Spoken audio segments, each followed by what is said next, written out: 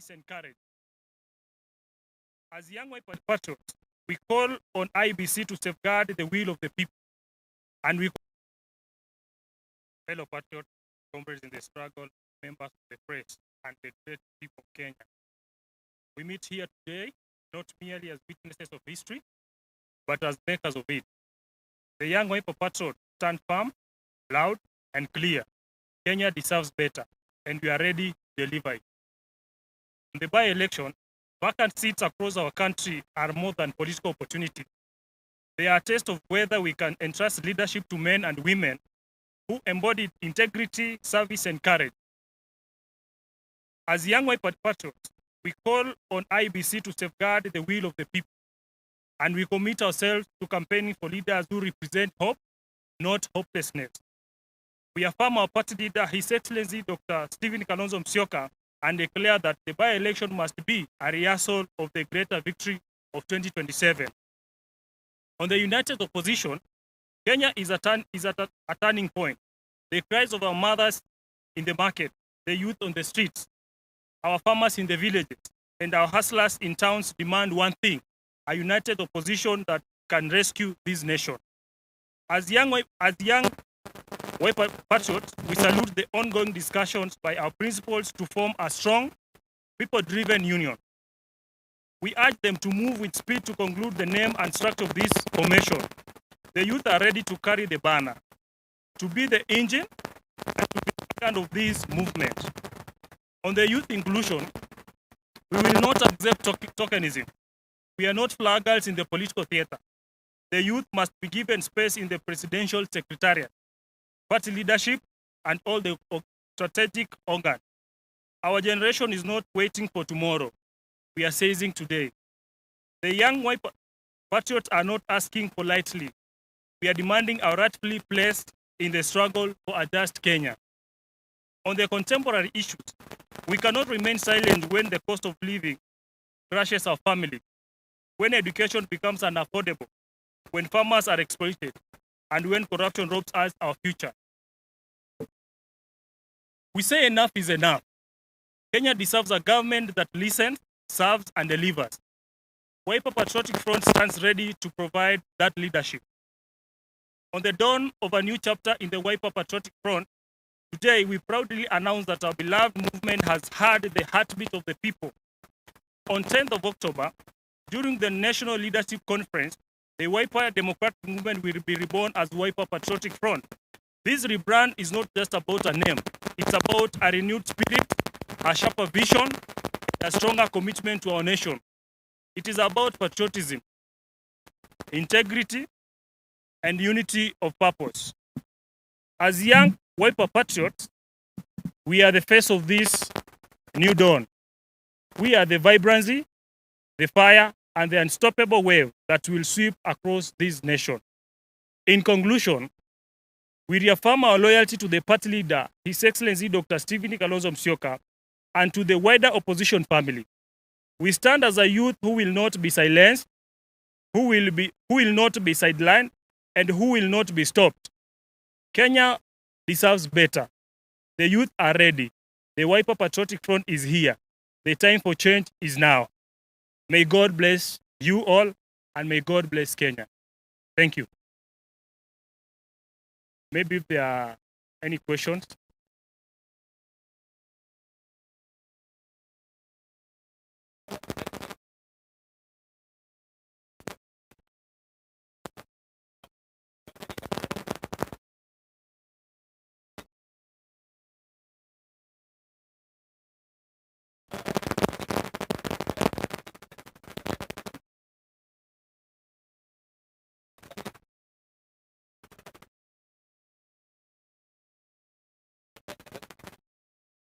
An example, because I trust it within our united opposition, we haven't seen such characters, unless you pinpoint one, but we have not.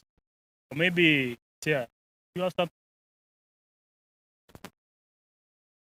Now, you find that most of these political parties that we have around 92 political parties.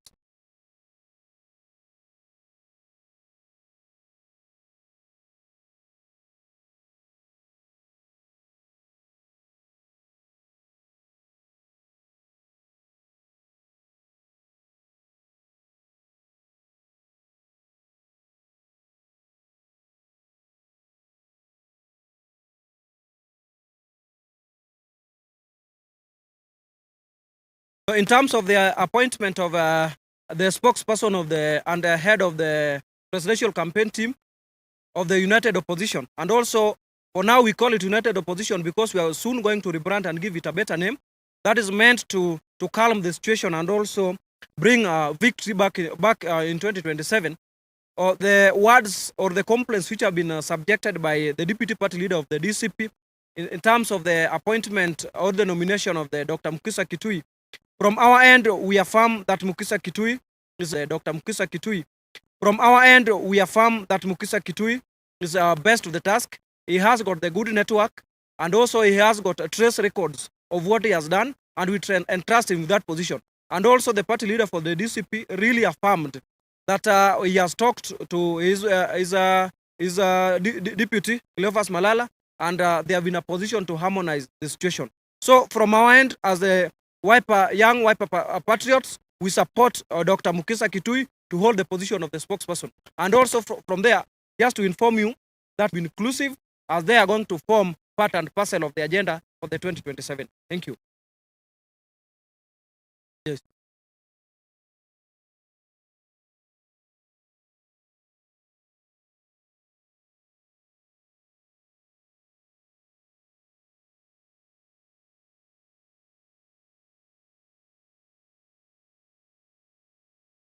Swahili or English? Okay, thank you. Now, in terms of the proposal of the Senator Cherargei, I want to tell Senator Cherargei here that he's wasting his time, he's wasting his energy, he's wasting his resources because he cannot edit the constitution immediately there in the government. We've seen what the government says, and we have no harm when a government serves for 5 years. 7 years will be more harm because you see, in each and every year, Kenya must be subjected to a lot of demonstrations, a lot of the destruction of people's properties, which are generated by this kind of government. So we are comfortable, and if better, they can even make the current government to be 2 years or 3 years, or we can even go to election even tomorrow, so that we remove this government and Dr. Stephen Kalonzo Musyoka to show them how leadership holds.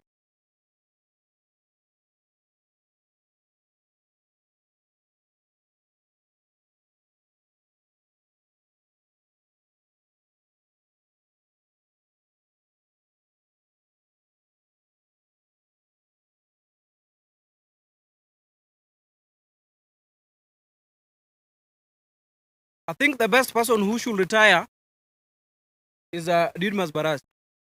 Dr. Stephen Kalonzo Musyoka, his political history in this country, it has really enriched a lot of people because he has also molded people, and also his track records in all the positions that he has held in his country is very clean. I think if we entrust him, because if he was the vice president with the President Mwai Kibaki, the late President Mwai Kibaki, and he did splendid work. And there's no corruption cases. And also our party leader, he has not been confronted to any court to go and answer any questions on corruption or investment of the public funds.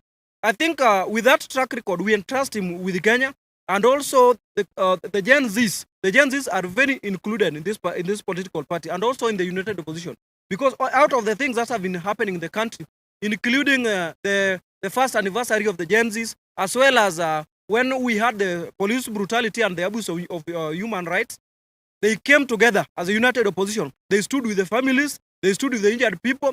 They also offered the legal services to these people. So I think this is the next government that has people at heart, has the interest of the people at heart, and indeed, it is going to be the best government in the Kenya in history.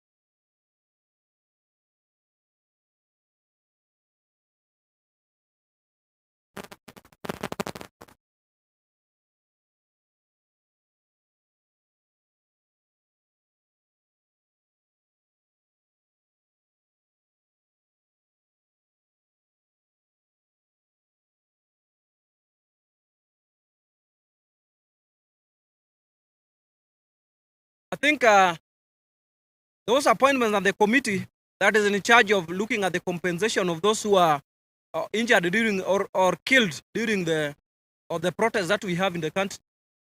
I don't know why the government has dropped the functions of the Kenya National Human Rights and also give it to a different body. I think we should pick it from there. Then secondly, this compensation, meaning that the government is trying to accept that whatever they did, they were brutalizing people, they were killing people, and now they want to compensate these people. I don't know the framework that these people are going to use to compensate, but from my end, the first people that are supposed to be brought to book is the Interior Cabinet Secretary, the PSS, who are seeing people are being killed, and now they are accepting and they want to compensate this family. Nobody can compensate a life. Life is very expensive, and no amount of money will bring life back to those people who are injured, and also to the families that lost their loved one. Maybe to add on it, maybe to just add on it, after now the government agreeing that it wants to compensate those families, we need to ask ourselves, if they killed someone at the age of 18 or 19 or 20, the government should be calculating the amount of money that person angekuwa anapata within that particular time. Let's say maybe 50K or 30K per month. We calculate for each month, per year, then for the period that this person angekuwa anaishi na serve this nation. Because if you die at 20, na ulikuwa bado na 40 years, we do the calculation like that. All the same, we don't agree, but we appreciate the court because we make on hold. We cannot be taking functions of a certain body, giving other individuals in the name of trying to silence them. The reason why that committee was put in place, it is very clear. The government wanted to silence those people who have been asking about those are the questions concerning those people that were killed. I see nothing new there. Ni zile tu michezo wamezoea kutufanyia si kama vijana, but as we stand, that committee should not be in place. Thank you. And just briefly, just to add that the party has accepted and also is going to be very much inclusive with the young people, and a lot of slots are created to have the young people on board. These slots are limited to some, so that we can have this energy and totality in the decision making of the young people, so that the party can grow and the party can have young leaders of tomorrow. Thank you.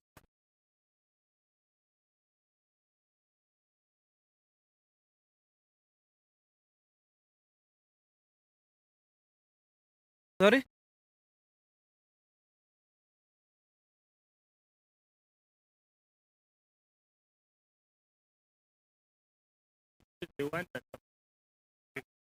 I think as a Wiper Party, we'll be holding the NDC at the right time, and we are going to confront our party leader to be our flag bearer in the 2027 elections.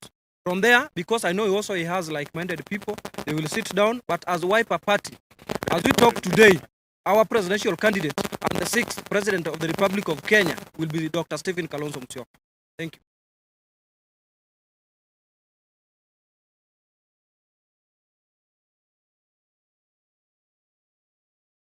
All country. You know, Felix Mambo, I think from the constitution, youth is 18 to 35. And his ID disappointed him. Thank you. No, we've constitutionally reformed everything through the channels that we have in our party constitution to have the best out of the leadership struggle, because we have got a lot of ways through which we can hold our election and the office bearer. And we appreciate the effort that the party did so that this position can be held by people from the diverse region. Because I'm from Migori, and now this one tells you that Wiper is a national party. Thank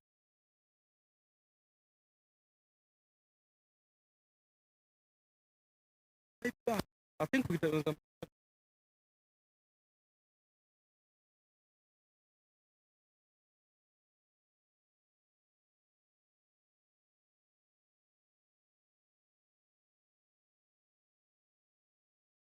I think the same president said and promised during his campaigns that the moment he will be dropping the Bible after being sworn in, he only needs 100 days to transform the country.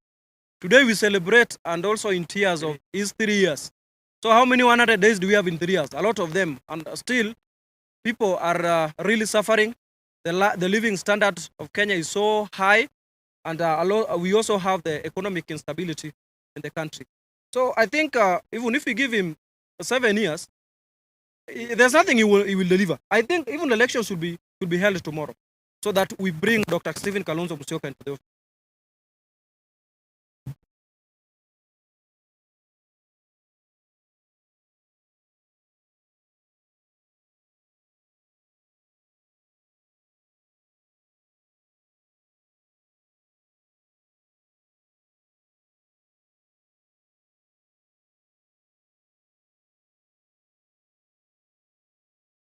think these are just some of the tactics within the camera setup, so that they can please that there's something that they are doing to truly conform to their better. That is the bottom-up transformation agenda, and it is not working because everywhere that they go to empower people, there are a lot of complaints because these things they are being taken, and the same youth who go there, they do claim that they are being withdrawn after they have been put in the public. So I think if you want to empower, truly, if you want to empower youth, don't empower youth using a fish. Give a youth a fishing rod, and that one you will have given a youth a better investment for the future. And right now, I think it is too late because in terms of the implementation of their philosophy that they used during the campaign, it is too late. It's something that cannot be implemented right now. We've seen the tricks, and also on the empowerment of the women, because you've seen a lot of women complaining, like in Kisii and Machakos, they received 64 shillings. Each and every person received 64 shillings. And that one was called empowerment. How can you empower someone using the 64 shillings? What will you buy using 64 shillings? That cannot even buy a packet of unga. So I think these ones are just the kicks of a dying horse. Thank you.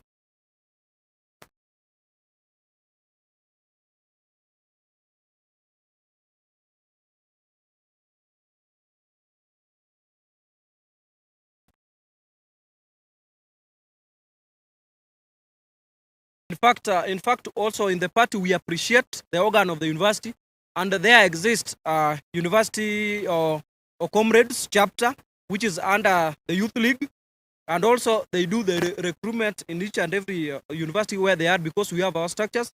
And also last week, our party leader was with them at Yata. He met the university students, and also we are planning that before 2027, we will have gone to most of the universities. We tell these people that truly they need to transform Kenya. A lot of youth have joined Wiper Party, and a lot are also willing to come. And also, even from next week, we'll also be working in different universities that we tap the energy of the young people, and also we bring them on board to support our Wiper Patriotic front.